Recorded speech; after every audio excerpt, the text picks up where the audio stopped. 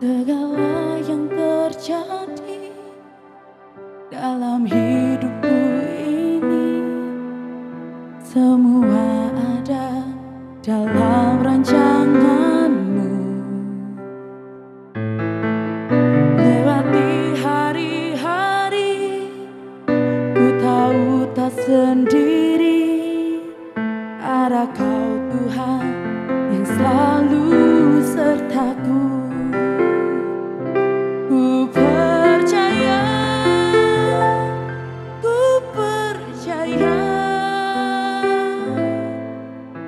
Mujizat-Mu masih ada dalam hidupku. Ku percaya, ku percaya.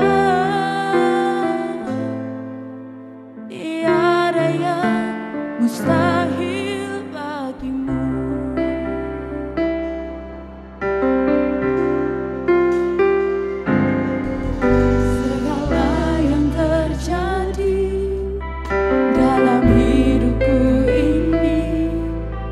Semua ada dalam rancangan-Mu.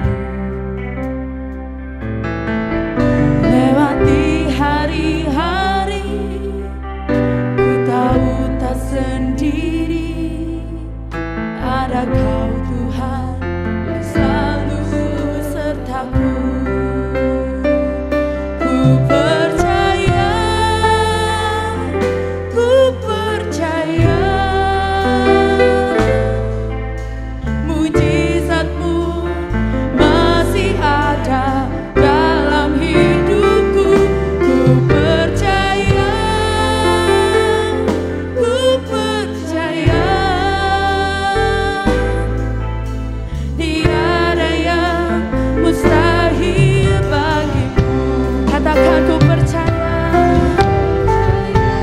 Saya undang jemaat untuk bangkit berdiri. Ku percaya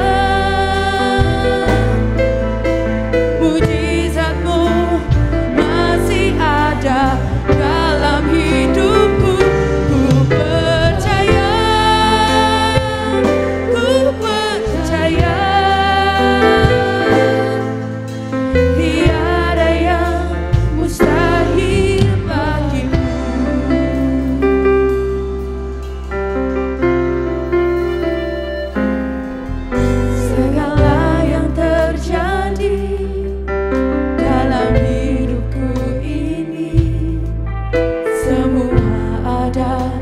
Dalam rancangan-Mu.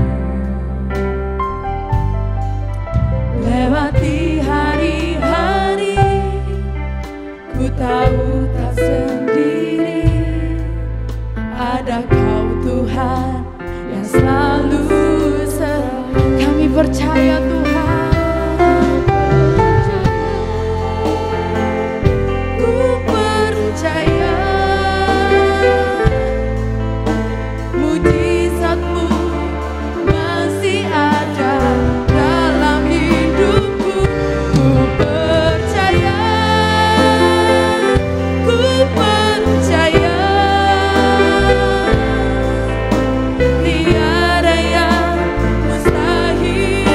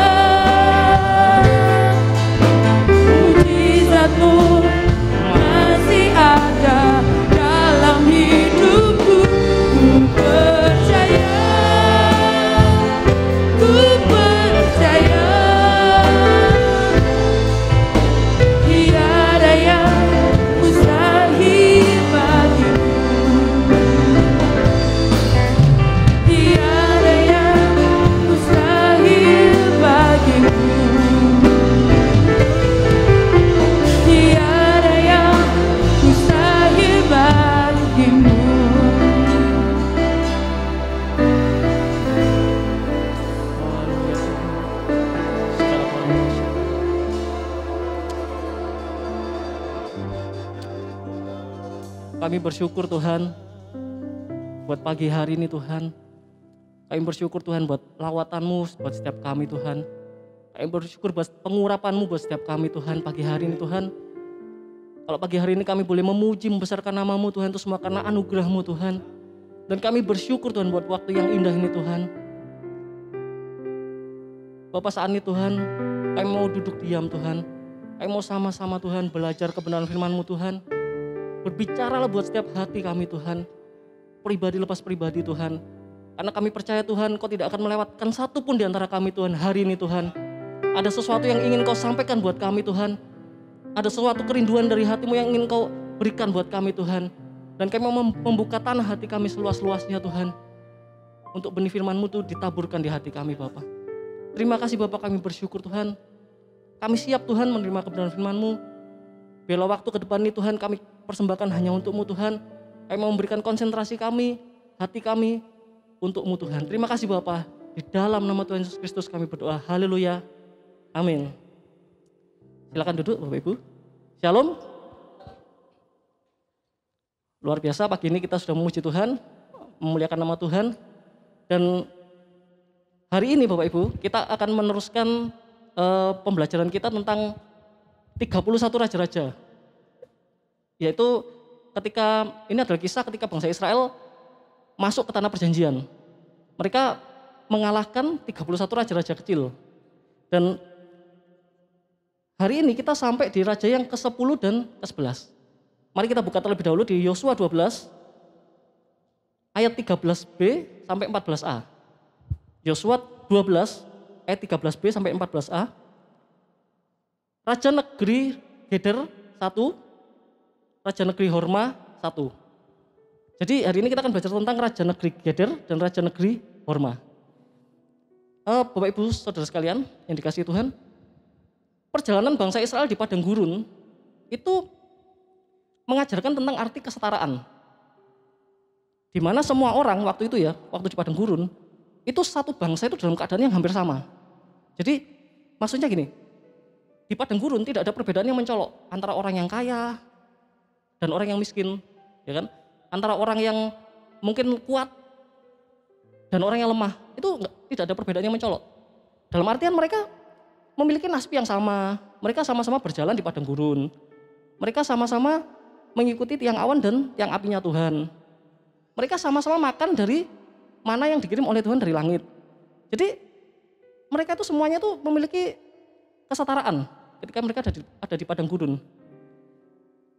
Nah ini punya korelasi dengan apa yang akan kita pelajari hari ini tentang Raja Geder dan Raja Horma. Makna rohani yang bisa kita ambil dari kedua raja kecil ini adalah mereka menganggap diri penting, yang pertama, dan yang kedua mudah tersinggung. Kalau saya coba melakukan riset kecil-kecilan ya, kalau istilah teologi mungkin eksposisi gitu ya, riset kecil-kecilan. Saya tidak menemukan di Alkitab kota Geder selain di ayat ini, Yosua ini. Dan tidak ada bahasan juga di internet tentang Geder ini. Tetapi ada satu kata dalam bahasa Yahudi, dalam bahasa Ibrani, Geder itu artinya dinding. Di Israel sana, di Israel ada tempat yang namanya Geder Hafrada, yaitu artinya separation fence, dinding pemisah atau pagar pemisah. Ketika seseorang itu menganggap dirinya penting, ya, dia itu akan membuat dinding pemisah di antara dirinya dengan orang lain. Mengapa? Karena saya menganggap diri saya penting, lebih penting daripada orang lain. Ketika masuk dalam suatu komunitas, masuk dalam suatu perkumpulan, dia akan membuat dinding pemisah di antara dia dan orang lain. Dia lebih penting daripada orang lain kok, gitu kan? Ketika semua orang diperlakukan hal yang sama, dia tidak mau. Saya lebih penting, saya orang yang penting. Jadi dia akan membuat dinding pemisah di sekelilingnya. Sementara Horma itu berarti batu pecah. Atau ditujukan untuk kehancuran. Ketika seseorang itu mudah tersinggung, siapa di sini mudah tersinggung? Enggak ada yang ngaku ya. Ketika seseorang itu mudah tersinggung, dia itu seperti orang yang ditujukan untuk kehancuran. Nanti akhirnya akan tiba pada kehancuran. Maksudnya gimana? Nanti kita akan pelajari sama-sama ya di belakang. Tapi saya ingin menunjukkan dulu bahwa kita akan mempelajari dua hal ini. Yang pertama menganggap diri penting dan yang kedua mudah tersinggung. Nah, kita buka di dalam Filipi 2 ayat yang kedua sampai yang keempat. Apa yang dikatakan Alkitab tentang menganggap diri penting? Filipi 2 ayat 2 sampai 4. Karena itu sempurnakanlah sukacitaku dengan ini. Hendaklah kamu sehati, sepikir, dalam satu kasih, satu jiwa, satu tujuan. Dengan tidak mencari kepentingan sendiri atau puji-pujian yang sia-sia. Sebaliknya, hendaklah dengan rendah hati, yang seorang menganggap yang lain lebih utama daripada dirinya sendiri. Dan janganlah tiap-tiap orang hanya memperhatikan kepentingannya sendiri, tetapi kepentingan orang lain juga. Jadi Filipi 2 ini surat yang dikirimkan oleh Paulus pada jemaat di Filipi ketika dia dalam penjara.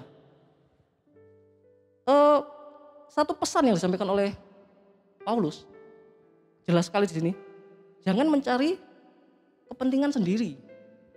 Hendaklah seorang menganggap yang lain lebih utama daripada dirinya sendiri. Jadi ketika kita bilang, ya ini kan hidup saya. Tidak masalah dong saya menganggap diri saya penting, lebih penting dari orang lain. Tidak ada masalah, ini hidup saya sendiri. Tetapi firman Tuhan mengajarkan kita Bapak Ibu. Hendaklah, janganlah tiap-tiap orang hanya memperhatikan kepentingannya sendiri. Tetapi kepentingan orang lain juga.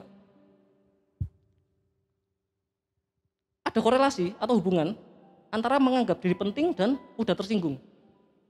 Ketika seorang menganggap dirinya penting, maka biasanya dia akan mudah tersinggung. Saya beri ilustrasi sederhana ya. Berapa bulan yang lalu atau berapa minggu yang lalu, ada kesaksian dari saudara Cito kan, Bapak Cito mendapatkan door prize gitu ya. Voucher ya, undian. Nah, ketika mereka berbelanja, Bapak dan Ibu Cito ini mereka mendapatkan undian di sebuah toko gitu ya. Nah, kalau saya kan kami satu tim ya di dalam tim musik, saya dan Bapak Cito. Kalau saya menganggap diri saya penting, maka saya akan berpikir demikian. Loh, Bapak Cito ini dapat undian, kan? Tapi tidak cerita ke saya. Dia nggak cerita apa-apa ke saya. Tiba-tiba saya mendengar kesaksian itu waktu Pak Pangeran waktu dia menceritakan di ibadah minggu. Dia tidak cerita ke saya tersinggung. Kan? Sebagai teman satu tim, ya kan, yang sudah bertahun-tahun kami bersama-sama bermain musik, dia nggak kasih tahu saya, gitu. Dapat berkat nggak kasih tahu saya tersinggung saya, ya kan. Akhirnya saya tidak mau nyapa dia lagi, karena saya tersinggung. Mengapa? Karena saya menganggap diri saya penting, ya kan. Saya menganggap bagi saudara Cito saya ini penting. Maka ketika dia tidak memberitahu saya tersinggung. Gitu. Ada hubungannya, korelasinya. Sebaliknya ketika Bapak Cito mendapatkan undian dan dia langsung cerita sama saya, "Oh, saya dapat undian ini." Saya orangnya mudah tersinggung ya, misalnya seperti itu ya. Saya akan tersinggung. Loh, ngapain Bapak Cito ini cerita-cerita ke saya? Dia dapat undian. Apakah dia mau menghina saya gitu kan? Saya tidak pernah dapat undian, tiba-tiba dia cerita sama saya. Sepertinya dia mau menghina saya, ya kan? Saya tersinggung, ya kan? Tersinggung. Bapak Cito ini wah suka menghina orang. Jadi serba salah gitu. Orang yang mudah tersinggung, apapun yang dilakukan orang, yang dikatakan orang, pasti salah. Oke lah kita kombinasi. Bapak Cito cerita ke saya, ya kan? Ibu Reta, Ibu Cito tidak cerita ke saya tersinggung. Ibu Cito ini nggak suka sama saya, gitu kan? Masa Bapak Cito cerita, Ibu Cito nggak cerita, gitu kan? Saya tersinggung sama Ibu Cito.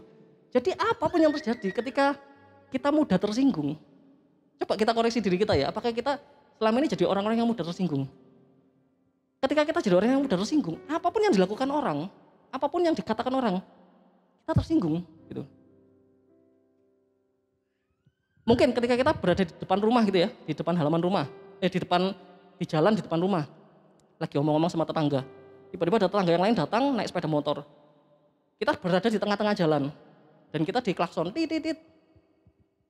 Kita merasa tersinggung. Saya bukan anak kecil kok diklakson-klakson gitu. Kan bisa lewat belakang saya. Dan kita bermusuhan dengan tetangga yang itu. Nah itu susah. Ketika orang mudah tersinggung dan menganggap dirinya penting, maka seperti itu yang terjadi. orang akan selalu salah. Di pandangannya hanya dia yang benar. Nah, maka dari itu kita akan belajar Bapak Ibu. Ini suatu hal yang penting ya, ketika kita mau mengalahkan raja-raja kecil dalam hidup kita, ketika kita mau menjadi pribadi yang seperti Yesus, ini adalah dua raja yang harus kita kalahkan. Menganggap dirinya penting dan mudah tersinggung. Nah, mengapa kok kita tidak boleh menganggap diri penting dan mudah tersinggung? Mengapa? Ada 3 hal, mengapa kita tidak boleh menganggap diri kita penting dan mengapa kita tidak boleh mudah tersinggung. Yang pertama, orang yang menganggap diri penting dan mudah tersinggung, itu tidak peduli dengan orang lain. Itu yang pertama. Orang yang menganggap dirinya penting dan mudah tersinggung, itu biasanya dia tidak peduli dengan orang lain. Tidak peduli. Kalau Filipi tadi mengatakan, hendaklah kamu menganggap yang lain lebih utama. Jangan kamu memikirkan kepentinganmu sendiri tapi kepentingan orang lain juga. Tapi orang yang menganggap dirinya penting, mudah tersinggung. Dia tidak peduli dengan itu semua. Yang penting saya, yang penting kebutuhan saya terpenuhi, ya kan? Yang penting yang saya inginkan saya dapat, ya sudah, cukup, sudah. Ada dinding pemisah lagi yang tadi di depan tadi. Dia tidak peduli dengan orang lain. Nah, ketika Paulus menulis surat ke jemaat di Filipi ini, itu jemaat Filipi itu waktu itu mereka itu adalah orang-orang buangan dari peperangan gitu ya. Peperangan antara, saya agak lupa, Agustus sama siapa gitu loh. Nah, yang kalah itu mereka dibuang ke Filipi gitu. Jadi di Filipi itu ada banyak macam orang gitu. Ada budak di sana, ada veteran perang di sana, ada penduduk pribumi juga, ada para pemimpin kota. Pokoknya campur baur di sana di Filipi itu. Jadi orang-orang yang campur baur. Nah, kenapa kok Paulus sampai ngomong, hendaklah kamu menganggap seorang yang lain lebih utama. Kalau saya saya research kenapa kok seperti itu ya. Ternyata waktu itu di Filipi itu ada 2 orang. Yang satu namanya Euodia, kan sulit namanya. Dan yang satunya Sintike. Ini adalah 2 orang perempuan yang terlibat dalam pelayanan jemaat. Dan mereka ini menjabat sebagai diaken. Jadi bukan orang biasa ya, bukan jemaat biasa gitu. Tapi mereka ini 2 orang diaken. Diaken itu apa ya kalau di sini ya? Majelis gitu ya mungkin ya. Penatua, ya majelis lah mungkin ya. Tapi jangan sampai seperti kata Pak Gembala, manusia jelmaan iblis, jangan ya. Ini majelis yang sesungguhnya, mereka ini para diaken. 2 orang diaken yang penting. Tetapi di antara keduanya ini, itu sering terjadi perselisihan. Gitu. Mungkin sering salah paham, sering nggak sama pendapatnya, atau gimana ya. Atau kembali lagi ke raja-raja kecil tadi, mereka sama-sama menganggap dirinya penting, gitu kan. Dan mereka sama-sama mudah tersinggung. Ketika seorang kasih ide ini, nggak bisa, saya kan lebih penting, ide saya yang harus diterima, gitu kan. Ketika seorang ngasih ide ini, nggak bisa, ide saya yang lebih penting. Atau ketika mereka yang satu memasukkan kehendak, tersinggung yang satunya. Wah, tersinggung saya. 2 orang ini adalah diaken. Tetapi terjadi perselisihan yang akhirnya dikhawatirkan oleh Paulus akan merusak persekutuan di antara jemaat di Filipi. Makanya surat ini ditulis gitu. Maksudnya salah satu bahasan di dalam Filipi itu adalah tentang itu. Tentang menganggap yang lain lebih utama dari dirinya sendiri. Jadi Bapak Ibu, yang harus kita perhatikan, sifat mementingkan diri sendiri atau sifat mudah tersinggung, itu bukan hanya bisa terjadi pada jemaat biasa. Bukan hanya bisa terjadi pada jemaat awam yang katakanlah ya setiap minggu datang ke gereja rutinitas gitu kan. Kalau ada ibadah tengah minggu nggak mau datang misalnya, ada komsel nggak mau datang atau apa ya, jarang melakukan saat teduh, ya itu hanya terjadi pada orang-orang seperti itu. Tapi kalau pelayan-pelayan seperti kita tidak mungkin bisa punya sifat seperti itu. Ternyata enggak juga, gitu kan?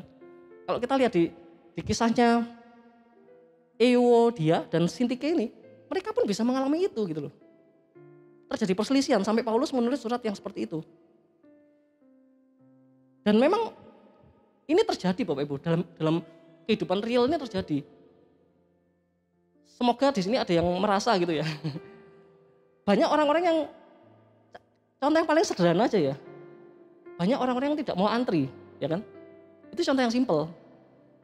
Sudah mau antri, sudah antrinya panjang, dia nggak sabar. Saya ini penting, saya ini punya urusan penting ini. saya harus cepat-cepat ini, gitu kan. Mungkin nyerobot antrian. Yang paling sering itu di Indomaret itu ya, atau Alfamart gitu kan. Tiba-tiba sudah antri gini, tiba-tiba masuk gini aja ya kan. Atau di ATM gitu. Kalau ATM sih saya jarang menjumpai, yang sering di Indomaret atau Alfamart itu. Nah, ketika orang itu tidak mau antri, ya kan, dia minta dilayani dengan cepat. Dia tidak sabaran. Baru nunggu 5 menit sudah rasanya tidak sabar. Saya ini punya urusan penting, saya ini orang penting. Saya harus duluan gitu. Saya punya kesaksian. Suatu saat saya bertemu dengan seorang hamba Tuhan di kota Malang lah ya. Tapi saya tidak sebutkan namanya. Bukan di gereja ini. Hamba Tuhan ini adalah seorang yang dipakai Tuhan dengan luar biasa. Katanya gitu ya. Karena saya tidak pernah melihat pelayanannya gitu loh. Maksudnya dari cerita orang-orang yang kenal dengan beliau ini, orang ini dipakai Tuhan dengan luar biasa gitu. Nah, dia juga kesaksian hidupnya keren. Sering dapat berkat-berkat yang luar biasa dari Tuhan. Dan suatu ketika saya bertemu dengan orang ini di sebuah supermarket gitu kan. Sebuah supermarket. Saya sudah selesai mengambil barang-barang belanjaan. Ya enggak belanjaan sih, saya cuma beli apa gitu ya. Saya lupa. Ketika itu saya sudah sampai di tempat membayar itu, di kasir itu. Saya sudah sampai di kasir. Dan saya bertemu dengan orang ini. Saya sapa gitu kan. Oh iya, shalom, gini. Tapi tahu nggak Bapak Ibu, yang membuat saya kaget dan terkejut gitu kan. Ketika beliau ini sedang mengantri di depan kasirnya, yang penjual yang melayani ini cewek.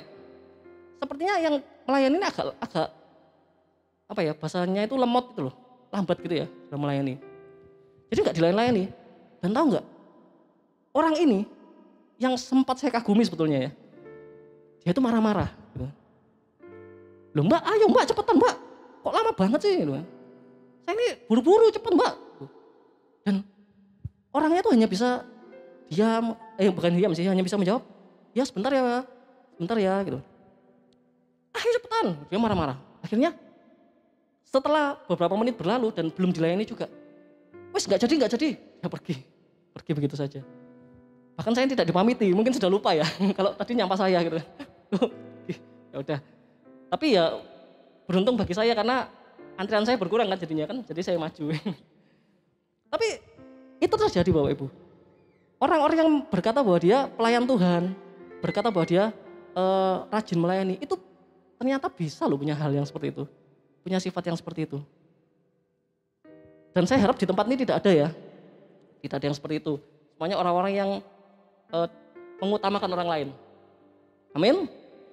Amin. Nah, karakter seperti ini harus kita hilangkan Bapak Ibu. Kalau Bapak Ibu yang punya karakter ini atau yang sedang bergumul untuk menghilangkan karakter ini harus kita kalahkan. Raja kecil dalam hidup kita ini yaitu merasa diri penting dan mudah tersinggung itu harus kita kalahkan. Mengapa? Karena itu satu step lagi, satu tahapan lagi untuk kita menjadi serupa dengan Yesus. Dan saya bersyukur kalau berapa minggu ini nanti ya sampai Raja ke-31 itu akan kita terus pelajari. Karena memang bagi saya mendandani manusia rohani itu sangat penting. Kalau Pak Gembala di khotbah di MBI berapa waktu yang lalu berkata bahwa yang kita cari itu seharusnya bukan hanya roti duniawi, tapi juga roti surgawi. Mengapa? Karena ya kita nanti akan ke sana gitu loh. Tujuan kita nanti ya ke sana. Jadi mengapa selagi kita tidak di dunia ini, kenapa kita tidak mendandani diri kita gitu. Mengalahkan raja-raja kecil yang ada dalam hidup kita. Jadi itu yang pertama ya Bapak Ibu. Orang yang menganggap diri penting dan mudah tersinggung, dia tidak peduli dengan orang lain. Yang penting dia sendiri. Yang kedua, mengapa kok kita tidak boleh menganggap diri penting dan mudah tersinggung? Karena orang yang menganggap diri penting dan mudah tersinggung, itu biasanya mereka itu tidak bisa tunduk pada otoritas.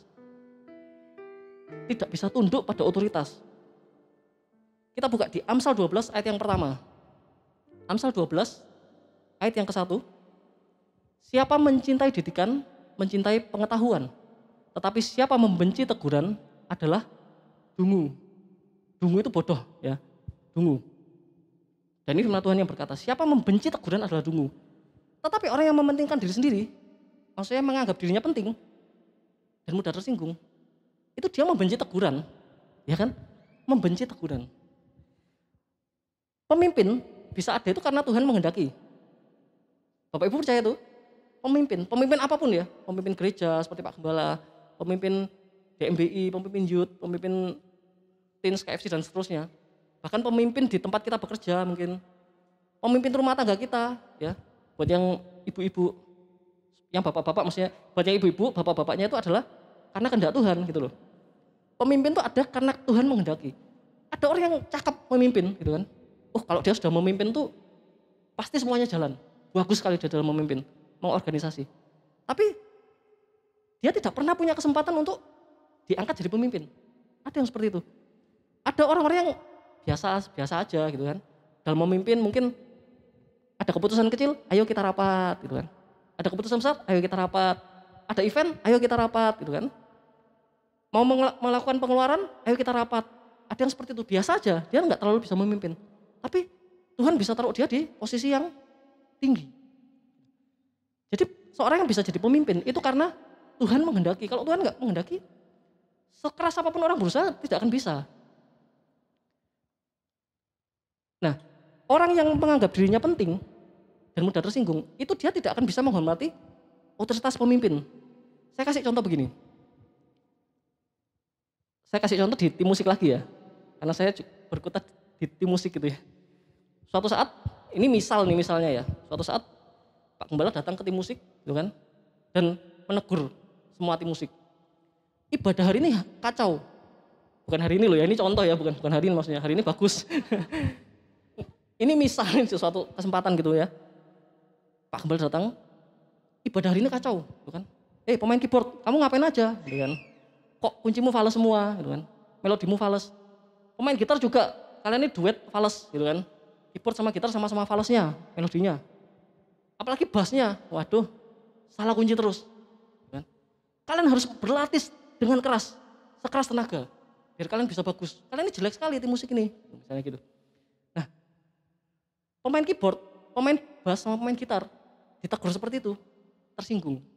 Karena mudah tersinggung tadi kan, menganggap dirinya penting. Saya ini penting loh, saya ini pemain musik di sini, di gereja ini pemain musik. Tiap minggu saya main musik. Kok ditegur seperti itu? Dia nggak bisa tunduk pada otoritas. Dia akan memberontak. Nggak bisa, tersinggung saya ini. Harga diri saya di mana gitu kan. Kalau mau gitu ya Pak Gembala main musik sendiri aja gitu ya. Misalnya seperti itu ya. Nah, 3 orang ini tersinggung kan, pemain keyboard, pemain bass, pemain gitar tersinggung karena ditegur. Parahnya lagi, ternyata pemain drumnya juga mudah tersinggung. Dia tersinggung Bapak Ibu. Semuanya disebut, ya kan? Saya nggak disebut sama sekali gitu. Pak Gembala nggak adil gitu kan. Padahal yang lainnya disebut ditegur kan. Tapi dia nggak ditegur berarti kan bagus kan. Tapi dia tetap tersinggung gitu. Yang 3 disebut, saya nggak disebut. Saya tersinggung. Nah, itu susah sekali Bapak Ibu. Ketika seorang mudah tersinggung, ya, menganggap dirinya penting, itu dia tidak bisa tunduk pada otoritas gitu loh. Ketika otoritas atau pemimpin ngomong sesuatu atau menegur sesuatu, dia akan mencari titik salahnya.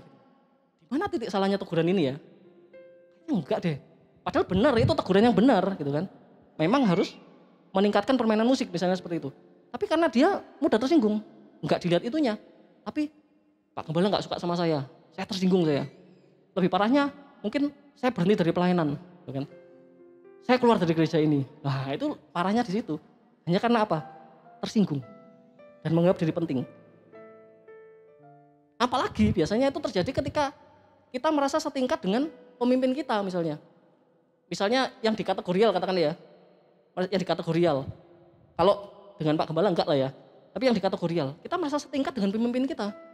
Wah, enggak mau saya tunduk dengan pemimpin. Pemimpinnya aja setingkat dengan saya kok gitu ya. Setingkat tuh bisa jadi seumuran atau enggak seumur tapi dulunya pernah di satu pelayanan yang sama gitu ya. Sama-sama merintis pelayanan setingkat. Dan kok dia nyuruh-nyuruh saya, mentang-mentang dia sudah jadi pemimpin.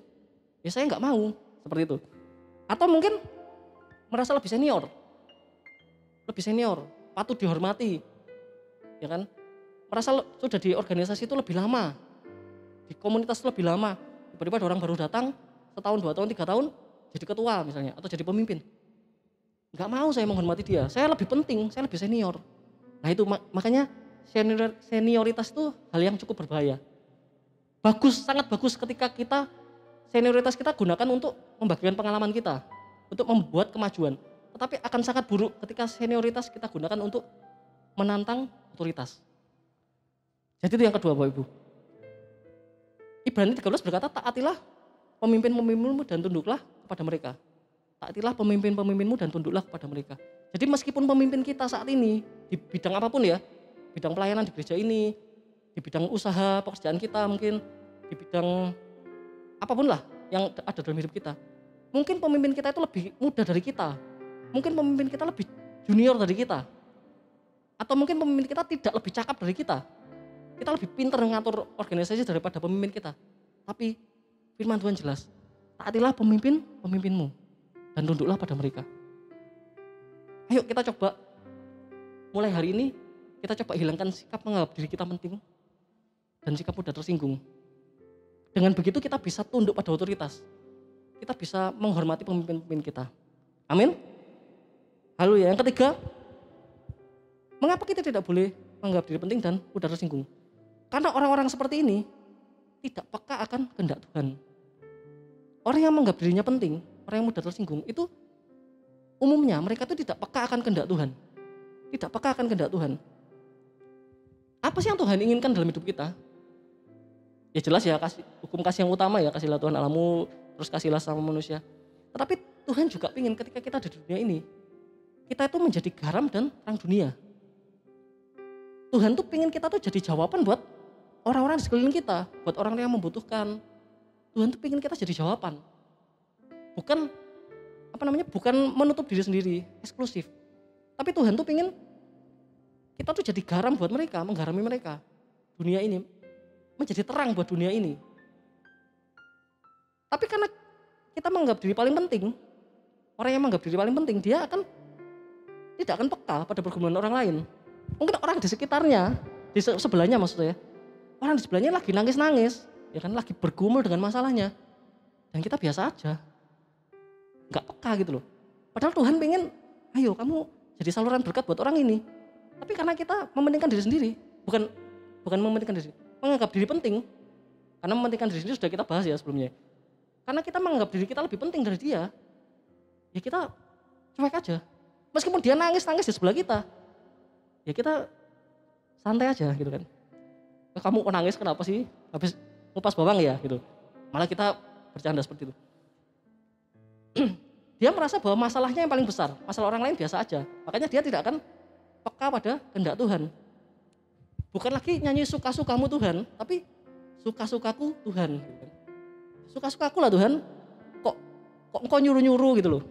Aku tidak mau memberkati dia, ya terserah aku gitu kan. Jadi suka-sukanya kita, bukan suka-sukanya Tuhan. Kita peka pada suara Tuhan.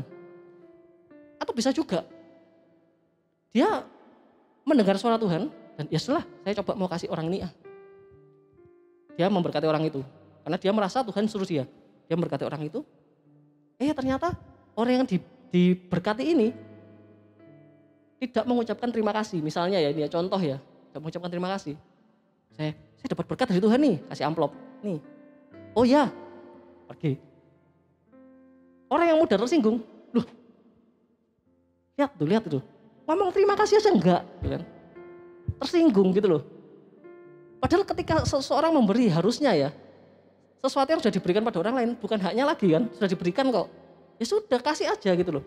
Mau orang tuh ngomong terima kasih, mau orang tuh balas budi, mau orang itu ngasih kita sesuatu sebagai imbalan, itu bukan hal yang penting gitu loh. Kalau kita sudah memberi sesuatu ya sudah gitu. Tidak perlu kita tersinggung hanya karena dia tidak mengucapkan terima kasih atau hanya karena dia tidak membalas itu di kemudian hari. Tidak perlu kita tersinggung seperti itu. Nah, ada banyak anak Tuhan yang berkata bahwa saya ini anak raja. Ya betul ya, kita anak raja kan? Amin? Loh, kok ragu-ragu ya? Amin.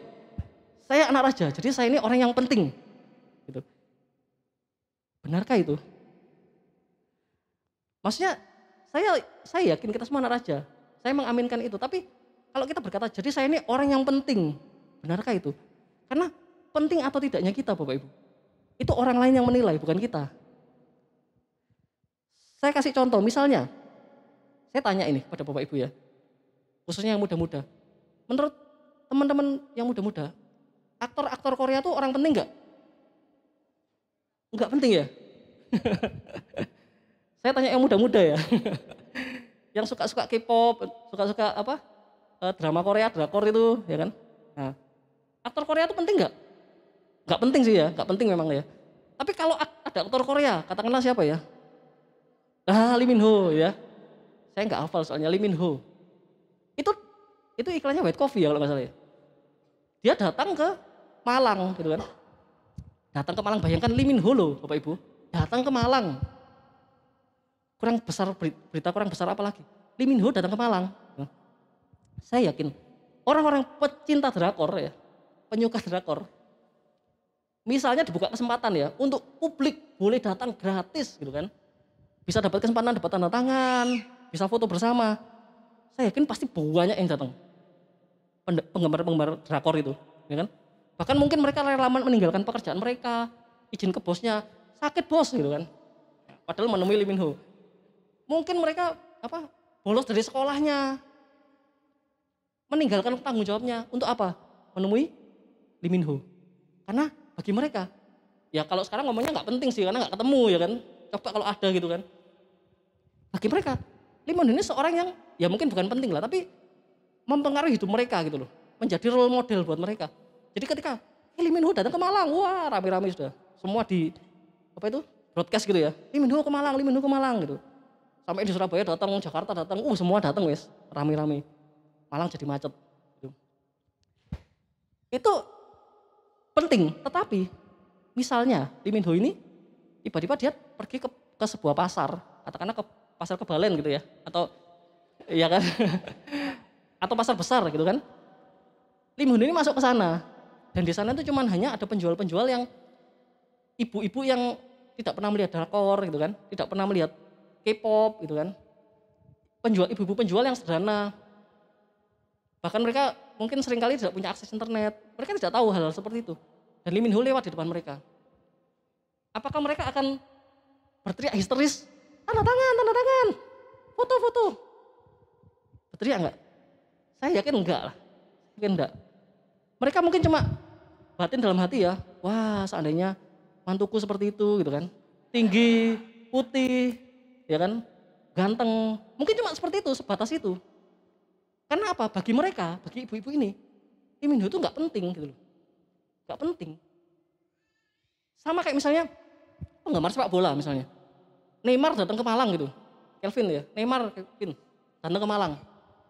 Dia buka publik, ruang publik. Semua bisa datang gratis. Saya yakin pencinta bola, penggila bola pasti akan ke sana.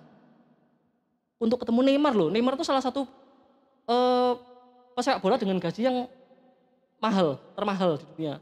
Salah satu, saya nggak tahu termahal, sekarang statusnya termahal atau enggak, tapi dia salah satu yang termahal di dunia. Dan dia sangat terkenal. Tapi bagi orang-orang yang tidak suka bola, mau Neymar riwa-riwi di depannya. Riwa-riwi itu apa ya? Apa? Kebalik. Mondar-mandir di depannya, ya kan? Ya biasa aja gitu. Ini siapa sih orang ini gitu kan? Mondar-mandir terus. Nggak akan berteriak histeris. Jadi Bapak Ibu, poin saya adalah penting atau tidaknya kita, itu bukan kita yang menilai. Itu orang lain yang menilai gitu loh. Jadi kita tidak perlu menganggap diri kita penting. Kalau orang lain menilai bahwa kita penting, maka mereka akan memberikan penilaian itu sendiri, otomatis. Seperti ketika Lee Min Ho di pasar tadi, dia dianggap nggak penting. Jadi orang biasa aja gitu loh. Biasa aja. Nah, susahnya adalah, ketika seorang menganggap dirinya penting, biasanya dia tidak bisa menempatkan dirinya. Dia selalu merasa ingin dihormati. Gitu loh.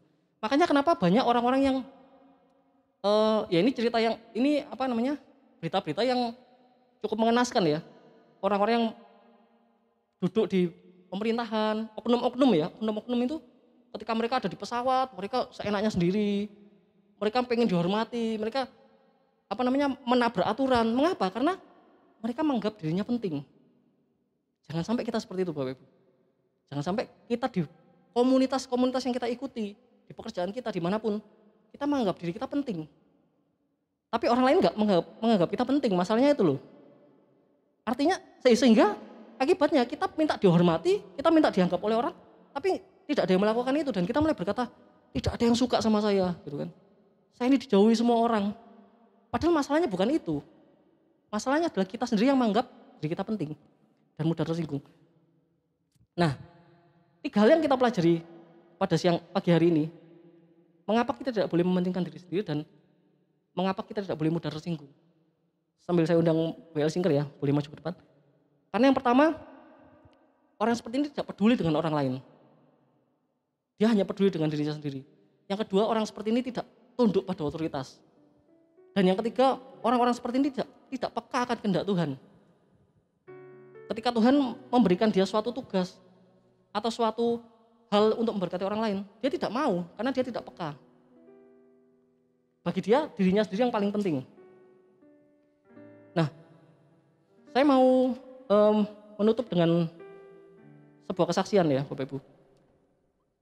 Ketika tahun 2006 itu Tuhan memberikan saya berkat yang luar biasa.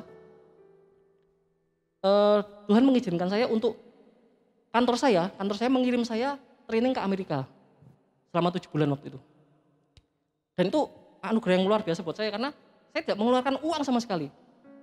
Mulai dari mengurus visa, transportasi, hidup di sana, sampai pulang itu saya tidak mengeluarkan uang sama sekali. Dan ketika itu terjadi Bapak Ibu, ketika saya pulang dari sana, dari Amerika ke Indonesia, waktu itu kami transit di Jepang dan transit di Singapura dan baru ke Surabaya. Jadi 4 kali ya, 1, 2, 3 kali di pesawat. Nah, ketika saya sampai di Jepang, itu masih oke ya, masih banyak buli-bulinya. Ketika kami tiba di Singapura, itu sudah mulai, gini, dari Amerika ke Jepang masih banyak bulinya. Jepang ke Singapura sudah mulai banyak orang Asianya. Dari Singapura ke Indonesia, orang Indonesia semua. Orang Indonesia semua. Dan waktu itu yang bisa saya saksikan waktu itu, ketika itu terjadi, ketika saya berada di pesawat dari Singapura menuju ke Indonesia, ke Juanda kalau nggak salah, seingat saya, itu saya menganggap diri saya penting Bapak Ibu. Iya bener, karena apa? Saya dari Amerika loh bro, gitu kan. Sementara satu pesawat itu orang Indonesia semua kan. Nah, jadi saya seakan-akan, wih saya dari Amerika loh gitu. Saya nggak ngomong ya nggak ngomong seperti itu, tapi dalam hati saya menganggap diri saya penting. Saya dari Amerika, mereka enggak gitu kan. Tapi yang jadi pertanyaan, apakah mereka menganggap saya penting gitu loh? Ya enggak. Kalaupun saya petentang-petentang di depan mereka, jalan dengan loncat-loncat gitu ya mungkin ya. Iya kan? Apakah mereka menganggap, wih keren rek, hebat gitu kan? Enggak toh. Mereka hanya menganggap saya orang aneh, ngapain sih orang ini loncat-loncat di depan saya seperti ini gitu kan. Nah sama seperti itu Bapak Ibu. Ketika kita menganggap diri kita penting ya di hadapan orang lain, kita tuh enggak keren sama sekali. Di hadapan orang lain kita tuh orang aneh, ngapain sih orang ini? Gitu loh. Ngapain sih orang ini? Ada masalah apa pengen tahu, ada masalah apa pengen ikut. Ngapain sih orang ini gitu loh. Bagi orang lain itu enggak keren sama sekali. Meskipun kita berkata bahwa saya ini penting loh, saya ini penting. Jadi Bapak Ibu ini suatu hal yang bisa saya ceritakan. Yang tadi saya saksikan tuh, suatu kesaksian yang menegur saya sih. Menegur saya bukan saat ini tapi setelah berapa lama, ya ngapain saya seperti itu ya gitu.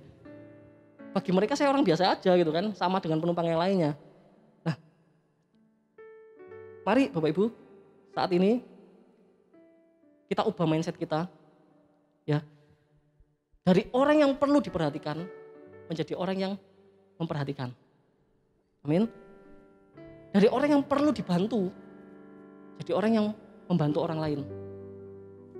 Karena orang yang menganggap dirinya penting itu cenderung merasa saya perlu dibantu, saya perlu diperhatikan, saya perlu diutamakan. Tapi kita ubah mindset kita saat ini. Bayangkan Bapak Ibu kalau setiap jemaat yang ada di gereja ini, setiap murid-murid Tuhan yang ada di gereja ini punya mindset seperti itu. Betapa luar biasa kan? Seperti lagu pujian yang apa? Sungguh alangkah indahnya, kan? Bila saudara seiman hidup rukun bersama. Itu akan jadi suatu hal yang luar biasa, gereja ini akan harmonis. Mengapa? Yang satu menganggap yang lain lebih utama, memperhatikan kepentingan orang lain. Seperti ketika di padang gurun itu, mereka semuanya setara, nggak ada yang lebih. Demikian pula yang harus kita lakukan. Yang lebih, ayo kita bantu teman saudara-saudara kita yang mungkin kekurangan. Yang diberkati, ayo kita bantu mereka yang sedang dalam kesusahan. Jadi ketika itu semua terjadi, itu akan suatu hal yang luar biasa Bapak Ibu. Ayo kita kalahkan raja-raja kecil dalam hidup kita ini. Orang yang menganggap dirinya penting dan mudah tersinggung tidak akan memiliki damai dalam hidupnya. Bapak Ibu ingat kesaksian tentang Bapak Jito tadi kan? Ketika saya jadi orang yang mudah tersinggung, saya tidak akan punya damai dalam hidup saya. Mengapa? Apapun yang dikatakan oleh Bapak Jito, yang dilakukan, saya tersinggung, saya marah. Kan? Kemudian mungkin nanti Bapak Yoke, yang sekarang lagi tugas, mengatakan sesuatu, saya tersinggung lagi. Bapak Yohanes mengatakan sesuatu, saya tersinggung. Hidup saya tidak akan damai Bapak Ibu. Jadi ayo pagi hari ini Tuhan ingatkan kita sekali lagi untuk kita mengalahkan dua raja-raja kecil dalam hidup kita. Menganggap diri penting dan mudah tersinggung. Mari kita nyanyikan suatu pujian.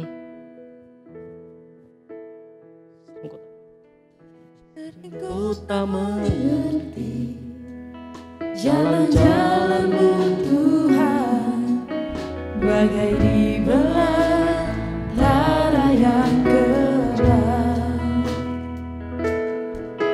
Tanpa 1000 tanya, namun tetap percaya, jejak-Mu Tuhan sungguh sempurna. Ajarku memahami semua yang Kau ingini, agar hidupku puaskan hati-Mu. Bagimu aku rela sepenuh hati menghamba, serahkan diri genapi karya-Mu. Ajarku memahami semua yang Kau ingini, agar hidupku puaskan hati-Mu. Bagimu aku rela sepenuh hati menghamba, serahkan diri genapi karya-Mu. Terima kasih Tuhan Yesus buat firman-Mu Tuhan yang sama-sama kami pelajari Tuhan pagi hari ini Tuhan. Bapa, kami mau Tuhan pagi hari ini Tuhan mengoreksi kehidupan kami Tuhan. Kami mau mengubah mindset kami Tuhan. Kalau selama ini kami jadi orang-orang yang menganggap diri kami penting Tuhan. Kalau kami selama ini menjadi orang-orang yang mudah tersinggung Tuhan. Saat ini Tuhan ampunilah kami Tuhan. Kami mau Tuhan bukan lagi menjadi orang yang selalu minta dibantu Tuhan. Tapi kami mau jadi orang yang membantu orang lain Tuhan. Kami bukan lagi menjadi orang yang selalu ingin diperhatikan Tuhan. Tapi saat ini Tuhan, mulai pagi ini kami mau jadi orang yang memperhatikan orang lain Tuhan. Karena kami percaya Tuhan, bahwa itu adalah perintah-Mu Tuhan. Untuk kami menganggap yang lain lebih utama. Untuk kami memperhatikan kepentingan orang lain juga, bukan kepentingan kami sendiri Tuhan. Bapak ubahkan hati kami Tuhan. Kami mau Tuhan menjadi serupa dengan-Mu Tuhan. Karena firman-Mu berkata, hendaklah Engkau sempurna sama seperti Bapa-Mu sempurna. Dan kami mau Tuhan mengejar itu Tuhan. Kami mau Tuhan mengalahkan raja-raja kecil dalam kehidupan kami Tuhan. Kami bersyukur Tuhan buat firman-Mu pagi hari ini Tuhan. Biarlah Engkau terus bekerja dalam hati kami Tuhan. Engkau terus mendandani tanah hati kami Tuhan. Sehingga kami menjadi serupa dengan-Mu Tuhan. Terima kasih Bapak, kami bersyukur Tuhan. Kami juga berdoa Tuhan, kami membawa setiap kami Tuhan yang akan memberikan persembahan Tuhan. Biarlah Engkau Tuhan berkati kami berlipat kali ganda Tuhan. Biarlah Tuhan Engkau bekerja lebih lagi dalam hidup kami Tuhan. Dan kami rindu Tuhan setiap persembahan yang kami berikan nih Tuhan, itu menjadi alat Tuhan untuk membesarkan nama-Mu Tuhan di tempat ini Tuhan. Terima kasih Bapak, kami bersyukur Tuhan buat kebaikan-Mu Tuhan. Haleluya. Ajarku memahami semua yang kau ingini agar hidupku puaskan hatimu. Bagimu aku rela sepenuh hati menghamba, serahkan diri ke nabi karyamu. Serahkan diri ke nabi karyamu. Serahkan diri ke nabi karyamu.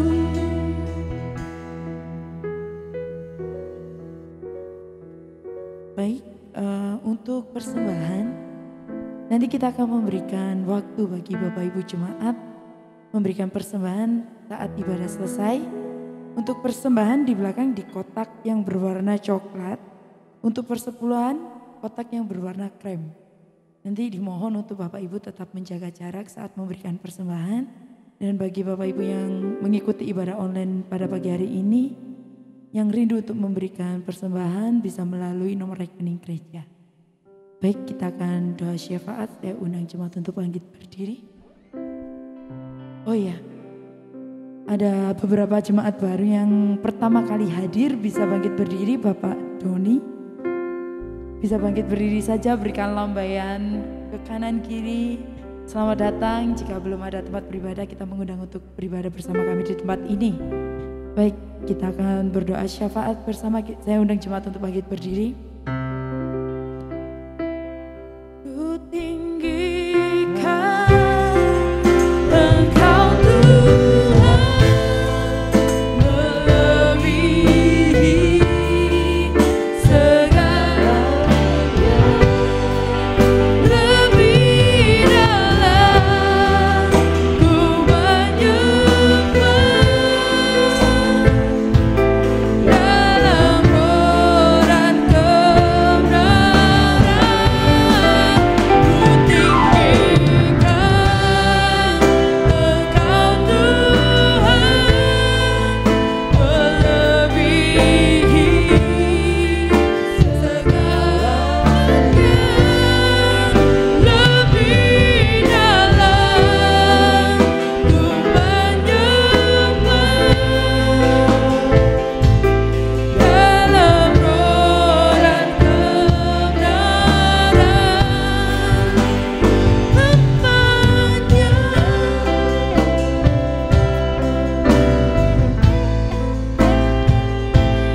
Dalam roh dan kebenaran selamanya.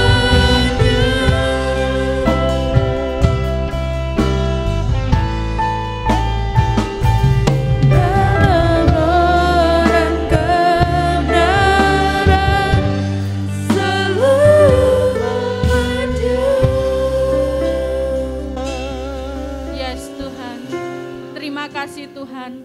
Kau memang Allah yang layak kami tinggikan, Allah yang layak kami agungkan Tuhan, Allah yang tak pernah meninggalkan kami apapun keadaan kami. Terima kasih Bapa, terima kasih Yesus. Pada pagi hari ini Tuhan, kami segenap umat-Mu di tempat ini Tuhan, mau bersehati memberkati bangsa kami Indonesia, memberkati kota kami, kota Malang Tuhan. Berkat-Mu tercurah atas bangsa dan kota kami Tuhan. Pemulihan demi pemulihan terjadi atas bangsa kami Tuhan. Kami percaya Tuhan, hujan pertobatan, hujan keselamatan terjadi atas bangsa kami. Semua orang boleh mengenal Engkau secara pribadi.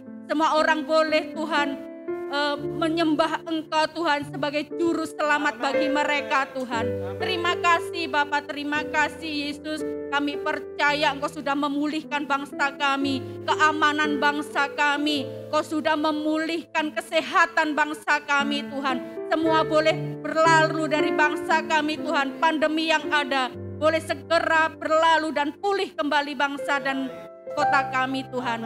Terima kasih Bapa, terima kasih Yesus. Pagi ini kami juga berdoa buat gereja kami, GPI Kairos di pusat maupun gereja GPI Kairos di Kepanjen Tuhan.